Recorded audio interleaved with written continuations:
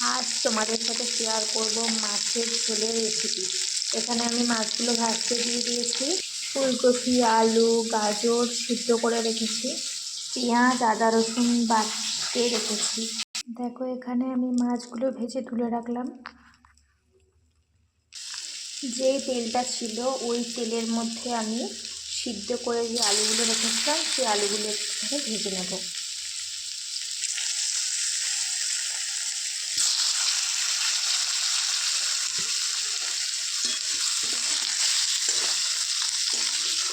বেশি ভাজতে হবে না, একটুখানি ভাজলেই হবে।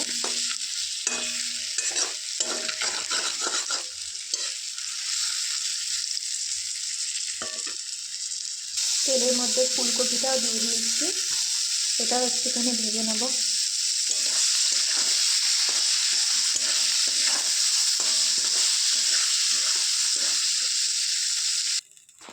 ওই তেলের মধ্যে একটু গোটা সর্ষে,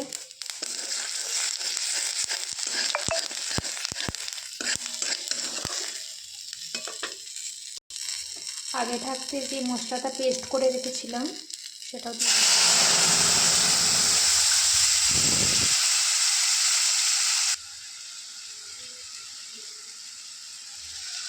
হলুদ গুঁড়ো,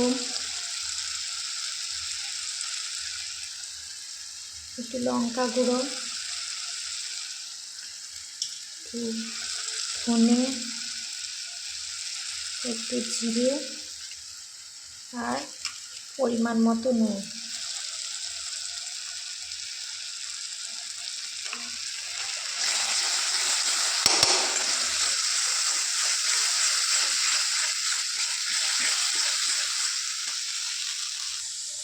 সামান্য একটু জল অ্যাড করলাম।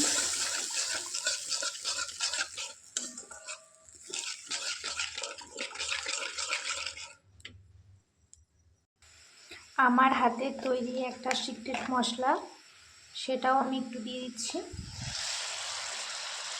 এটা দিলে টেস্টটা আরও সুস্বাদু হয়ে যাবে। এখানে সাথে রেখেছি জিনিসগুলো, এটা তেল ছাড়া পর্যন্ত আমাকে নাড়তে হবে। তেল ছাড়লেই তারপরে আমি ভেজে রাখা মাছগুলো দিয়ে দেব। দেখো, এখানে তেল ছাড়তে শুরু করে দিয়েছে। আমি ভেজে রাখা মাছ, ফুলকপি, আলু সব দিয়ে দিচ্ছি।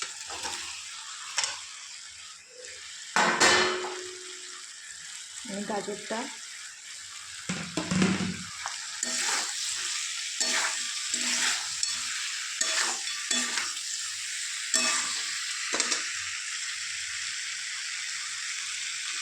তেলটা ভেজেছিলাম, ওটা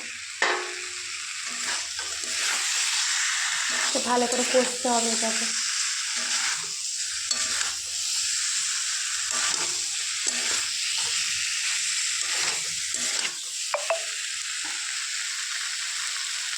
দেখো, আমার কষা হয়েই গেছে, এবার আমি জল দিয়ে দিচ্ছি।